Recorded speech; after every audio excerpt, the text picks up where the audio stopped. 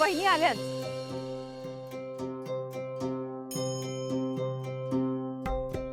बापरे, हे एवढं घर कशाबद्दल सजवलंय? आज काही विशेष आहे का? म्हणजे एवढी सजावट केली आहे म्हणून?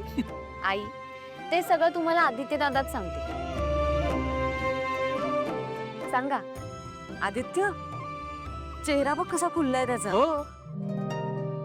काय रे, आज कुठला नवीन इंटरनॅशनल अवॉर्ड मिळालाय वाटतं, म्हणून एवढी सगळी तयारी? आई आई मी सांगतो, तुम्ही या ना इकडे, बसा ना. ये ना बाबा, प्लीज बस. बाबा बस. हे बघ आई, आज मी जी गोष्ट सांगणार आहे तुला, ती कंपनी, बिझनेस, अवॉर्ड्स या सगळ्यापेक्षा खूप महत्वाची आहे. आणि आई, मी आधीच तुझी माफी मागतोय. मी तुला एक सत्य सांगणार आहे. कसलं सत्य आदित्य?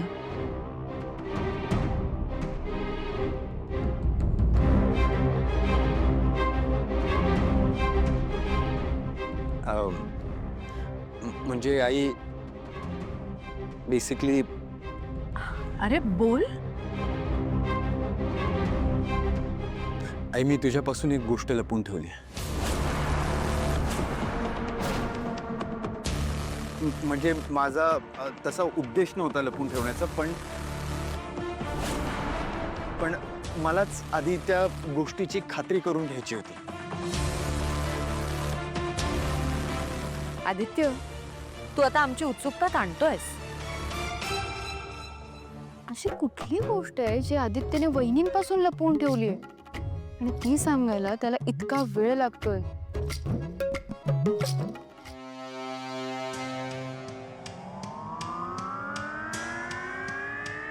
आई, मला एक मुलगी आवडते आणि मी तिला प्रपोज केलं. काय? आदित्य, तू काय बोलतोयस कळतंय तुला? तू अचानक एका मुलीच्या प्रेमात पडलास, अचानक, आणि तिला प्रपोज केल्यानंतर तू मला सांगतोयस? ती मुलगी कोण आहे, कुठली आहे, मी तिला ओळखते की नाही, काय काहीच माहिती नाहीये. वहिनी, मी काय म्हणते, आदित्यसाठी मुलगी तर तुम्ही पसंत करणार होता ना? स्वतः अहिल्यादेवी किर्लोस्कर पसंत करणार होता ना मुलगी? काय झालं? दामिनिका, एक मिनिट थांब. आई, तू ओळखतेस तिला? काय? मी ओळखते तिला? आदित्य, तू मला गृहीत धरतोयस का? समजा मला ती मुलगी नाहीच आवडली तर? अहिल्या, शांत हो जरा. आई, तुला खूप चांगलंच माहितीये मी तुझ्या शब्दाबाहेर नाहीये. तुझा शब्द माझ्यासाठी अंतिम शब्द आहे.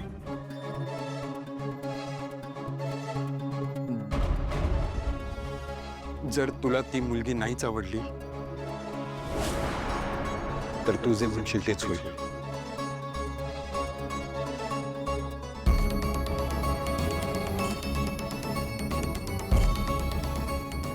अहिल्या, मी काय म्हणतो, आदित्यला एखादी मुलगी आवडली म्हणजे ती स्पेशलच असेल ना? बघायला काय हरकत आहे, एकदा तरी बघूयात ना. ठीक आहे, उद्या त्या मुलीला बोलवून घे. उद्या कशाला? ती इथेच आहे.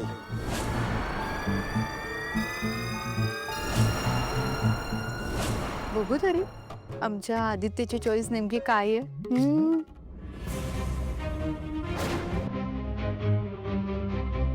ये.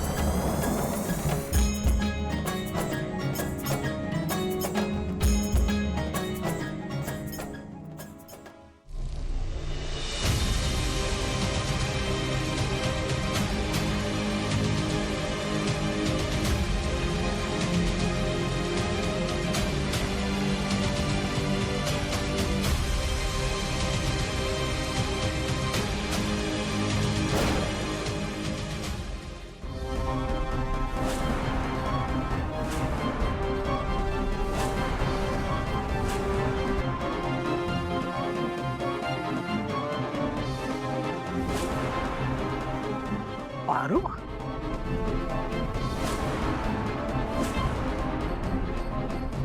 दादा दादा उठ ना दादा उठ उठ यार पीटर 2 मिनिटं लेट नाही होऊ शकत होतास का? आता आईने पारूचा चेहरा असा बघितला होता ते तिचा होकार कळवणार होते तेवढा तू उठवलास. इथे एवढा मोठा प्रॉब्लेम झाला आणि काय चाललंय तुझं हे सगळं रे? हे बघ हे बघ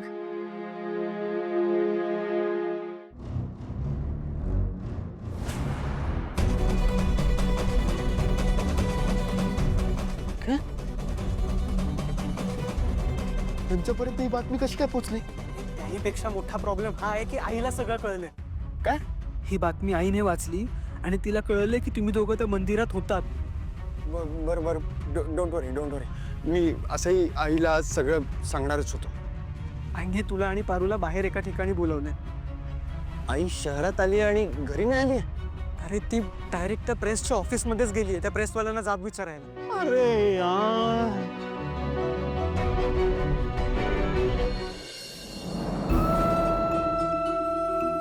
पारू हा तू काल मंदिरात गेली होतीस? वय गेले होते. आदित्य दादा पण आले होते का तुझ्यासोबत? वय हे बघ काय बातमी छापून आली आज पेपरमध्ये बघू.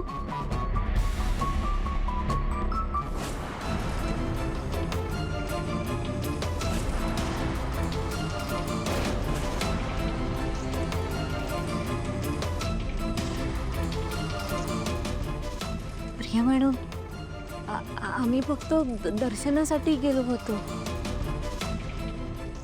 बाकी काही नाही. पण मला कळत नाही ही अशी बातमी का छापून आली आहे. का छापून आलाय माहित नाही पण हा फोटो पेपरमध्ये बघून आई खूप चिडल्या होत्या. काय? ज्यांनी हा पेपर प्रिंट केलाय त्या पेपरच्या ऑफिसमध्ये गेल्यात आई. आय एम शुअर त्यांचा काहीतरी गैरसमज होतोय. माझ्या ना आदित्य सरांच्या नात्याबद्दल देवींना संशय तर आला नसेल ना? त्यात ही बातमी छापून आली आहे. तेव्हा काय बी कळना झालंय. हे बघ पारू तू अजिबात घाबरू नकोस. मला माहिती तू काहीही चुकीचं करणार नाहीस. नक्कीच त्यांचा काहीतरी गैरसमज झाला असेल. आत्ता तुला आईंनी त्या प्रेसच्या ऑफिसमध्ये बोलवलंय. तू पटकन जातेस का? आई वाट बघत असतील तुझी. होय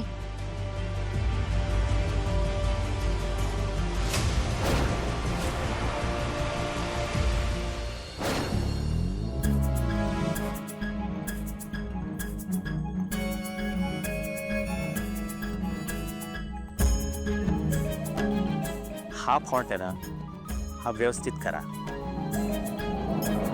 नमस्कार अहिल्या मॅडम.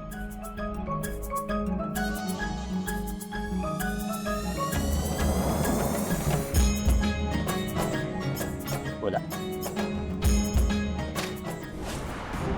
तुमची हिंमत कशी झाली या फोटो पेपरमध्ये छापायची? अभिनंदन मॅडम. तुमचा मुलगा प्रेमात पडल्याची सगळ्यात आधी न्यूज आमच्या पेपरने कव्हर केली आहे. तुमच्या पेपरचा खप वाढावा म्हणून तुम्ही काय वाटेल त्या बातम्या छापाल? कोणी दिली ही बातमी? बोलवा त्याला. शांतपणे हँडल करूया सगळं. कूल. पारू चल चल. आदित्य सर आता काय करायचं आपण? नको काळजी करू. असे मी आईला सगळं सांगणार होतोच. मी करेन सॉर्ट आउट. तुम्ही चला आधी. बघ पारू तिथे गेल्याशिवाय आपल्याला काय सिच्युएशन आहे ते नाही कळणार. आणि तू नको घाबरू. दादा आहे ना. तू कर सगळं मॅनेज. हा चल. पारू थांब.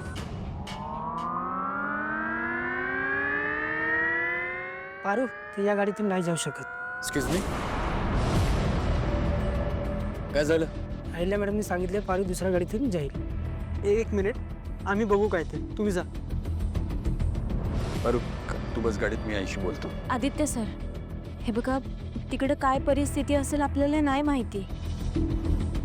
त्यामुळं एवढ्या तेवढ्यावरनं गोष्टी वाढवू नका. तुम्ही पुढं व्हा. मी येते गाडीनं.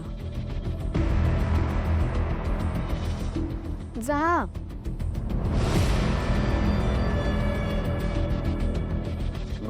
सावकाश या.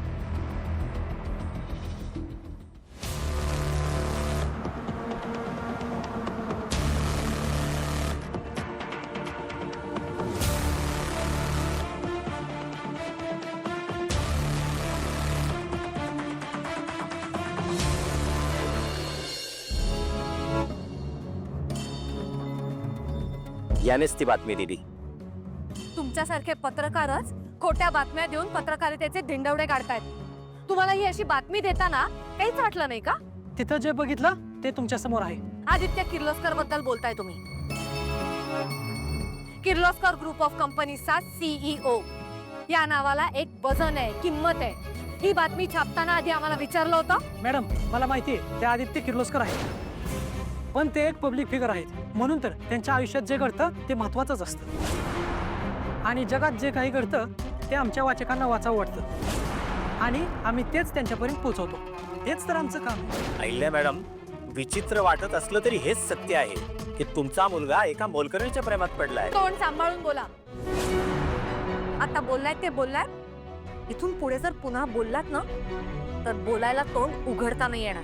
हे पहा, तुम्ही अहिल्या मॅडम आहात, तुमचा रिस्पेक्ट करतो मी, म्हणून इतका वेळ शांत आहे. तुम्ही एका पत्रकाराला धमकी देण्यापेक्षा तुमच्या मुलाला विचारून शहानिशा करायला हवी होती.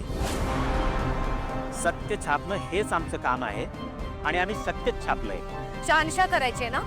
तुमच्या सगळ्या पत्रकारांना इथे आता बोलवा.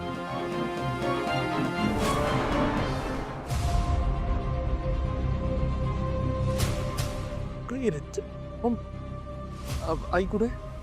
संपादकांशी बोलतीये.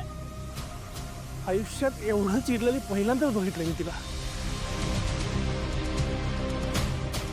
बहुतेक आज प्रेस बंद करणार ती. हा बाबा, मला सांग, तू आणि पारू देवळात कशा करता गेला होतात आणि एवढ्या रात्री?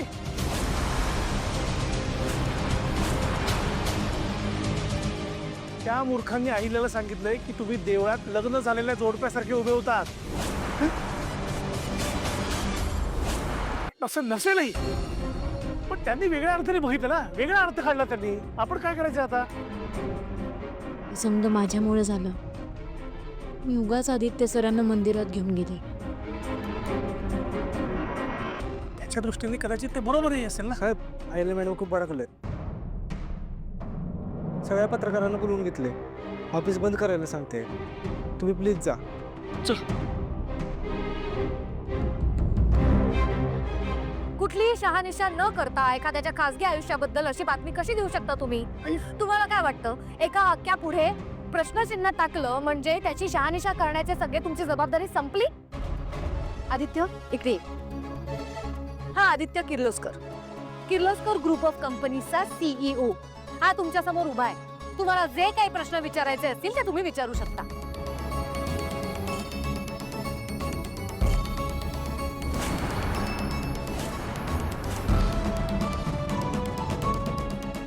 आदित्यची बातमी देण्याचा प्रश्न नाहीये. त्याचबरोबर तुम्ही एका मुलीच्या आयुष्यासोबत खेळताय हा विचार आला डोक्यात? तुमच्या एका खोट्या बातमीमुळे त्या मुलीच्या आयुष्यावर किती वाईट परिणाम होऊ शकतात याचा विचार केला तुम्ही? आणि मुळात तुम्हाला असं वाटलंच कसं की आदित्यला पारूबद्दल असं काहीही वाटत असेल?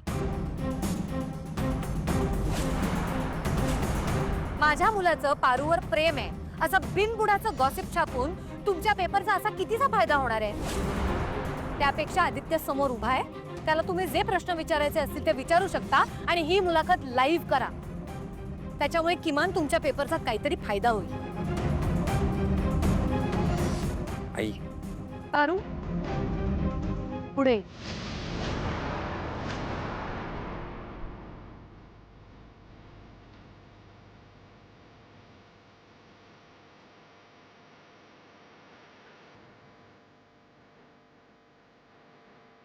ही पारू आमच्या घरात काम करते आणि आमच्या कंपनीची ब्रँड अँबॅसेडर सुद्धा आहे. माझा खूप विश्वास आहे या मुलीवर. खूप जवळची आहे ती मला. ती देवी आई म्हणते मला. आणि माझा विश्वास आहे की ती आदित्यबद्दल असा विचार कधीच करणार नाही.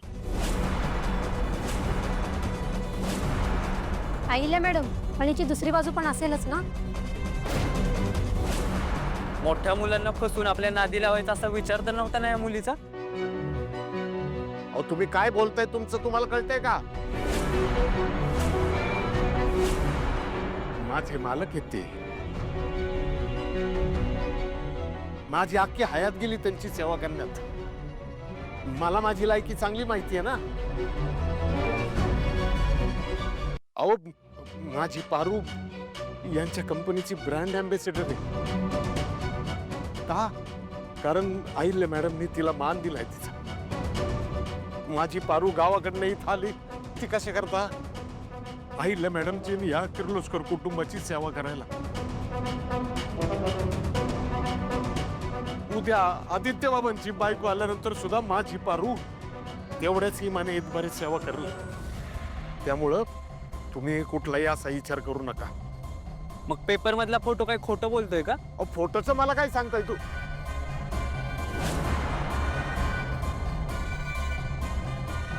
अहो फोटोचं मला काय सांगताय तुम्ही? माझे संस्कार आहेत तिच्यावर. मला माझ्या पोरीवर पूर्ण विश्वास आहे. अहिल्या मॅडम, तुम्हाला तुमच्या मुलावर आणि पारूवर खूप विश्वास आहे, पण समजा त्यांच्यात खरोखरच प्रेम असेल तर?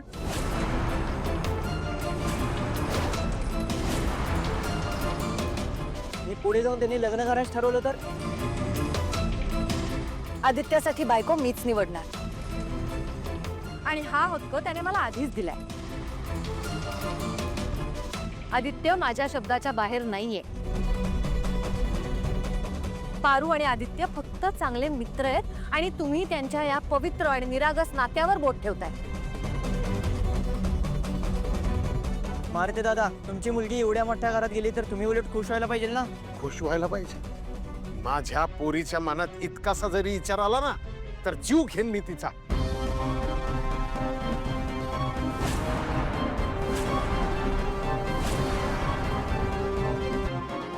आई म्हणजे आदित्य बाबांकरता अहिल्या मॅडमच मुलगी पसंत करतील ना. तिची सेवा सुद्धा माझी पारू इमाने इतबारे करेल. आदित्य बाबांच्या बायकोच्या नखाची सर सुद्धा नाहीये तिला. हे माहिती आहे ना तिला. मारुती,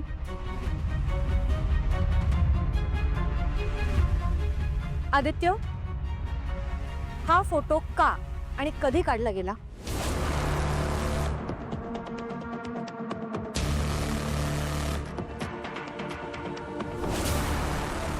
ते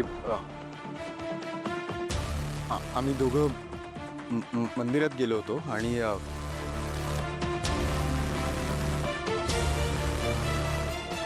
तिथून परत निघताना तिचा